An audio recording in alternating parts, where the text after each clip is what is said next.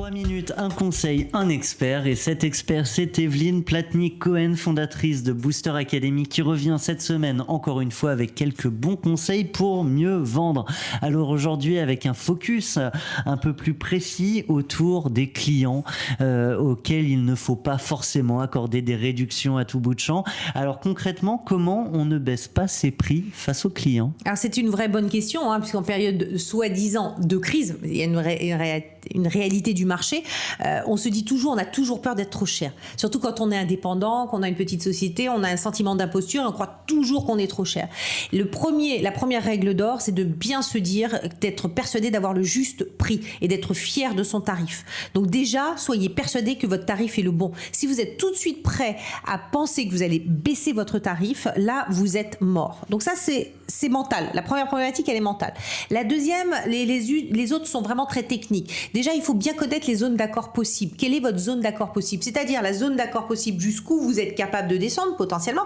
Mais qu'est-ce que le client veut? S'il n'y a pas de zone d'accord possible, si tout de suite le tarif qu'on vous annonce est hors possibilité, hors champ d'action, dites non immédiatement. C'est-à-dire, n'ayez pas peur de dire, écoutez, à ce prix-là, je ne pourrais rien faire.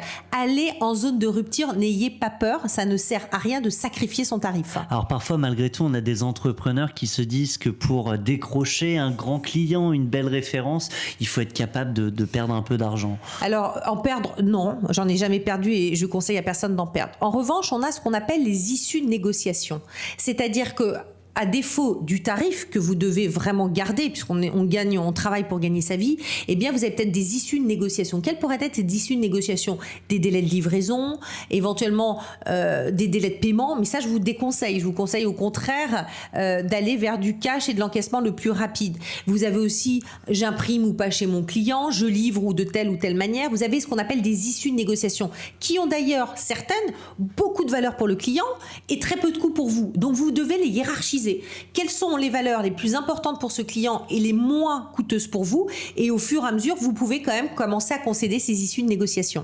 Est-ce qu'il y a d'autres conseils qu'on peut donner à tous nos auditeurs entrepreneurs? Oui, et je pense que le premier conseil, c'est quand on vous demande une négociation, restez véritablement sur le terrain de l'argumentation. C'est-à-dire commencer par donner 3 bonnes raisons pour lesquelles le client aurait intérêt à consommer et acheter votre offre.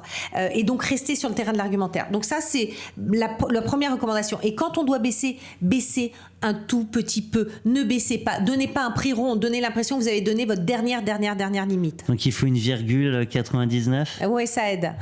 Vraiment? Ah oui, ça aide parce que ça prouve que vous avez calculé. Prenez votre calculatrice.